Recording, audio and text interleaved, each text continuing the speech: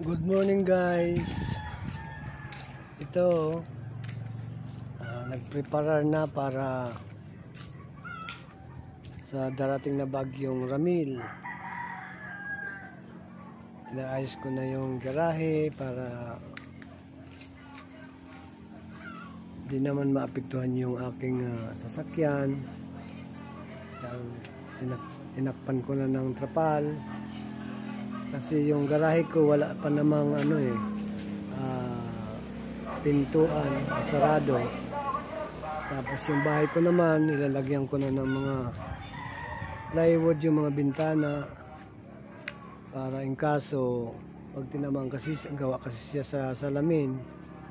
Kaya ini-encourage ko rin kayong mga followers, friends na maghanda na, lalo na sa isla ng Catanduanes kasi siya ang pinakadaanan nito ngayong bagyong Ramil. Ingat po tayong lahat. Salamat.